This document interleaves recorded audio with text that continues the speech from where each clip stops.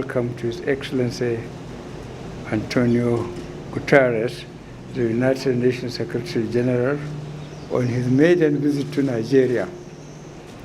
The importance of this visit cannot be lost on anyone in this country, indeed on the entire African continent. Coming at a time when the entire global attention is focused on the unfortunate situation in Ukraine, we in this region are feeling already that the world is forgetting about us. There can be no better assurance that the world is with us as we confront extremist terrorist organizations, hunger, and the enormous problems of dealing with millions of displaced people than this important visit. This visit is not therefore just a visit, but a meeting of minds and aspirations on what must be done to assist our country and the troubled sub-region. Thank you very much, and you are welcome. Welcome.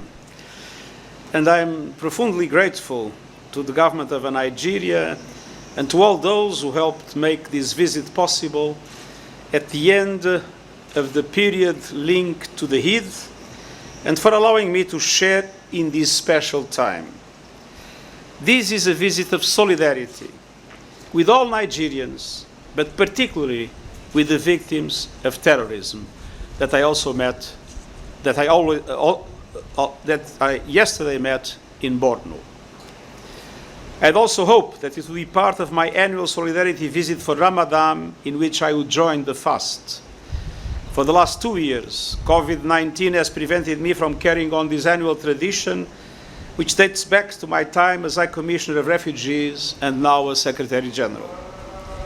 And this year, as you know, I was forced to postpone my trip to Nigeria to undertake an urgent mission to Ukraine and the Russian Federation to seek an end to the conflict and the immense suffering it has caused.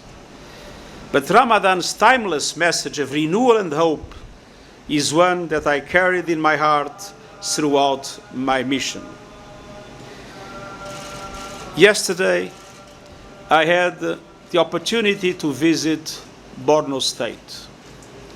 And I must confess, I arrived in Borno with the impression caused by so many years in which I was hearing stories about how dramatic the situation was, how terrible the suffering of the people, how impossible to control the terrorist activities, a sense of despair. But the Borno I met yesterday was the Borno of hope. And I saw an enlightened policy aiming not only at defeating militarily the terrorists, but at addressing the root causes of terrorism. I saw the governor committed to reestablish the confidence between the people and the government, committed to provide the people in their different villages around the state the capacity to protect themselves, committed to create conditions for the return of the displaced, but also for the reintegration of those that have abandoned Boko Haram, that have finally discovered that terrorism is a crime against humanity and a crime against God's will, and that now needs support to reintegrate in the society. And that support I could witness in the visits I made.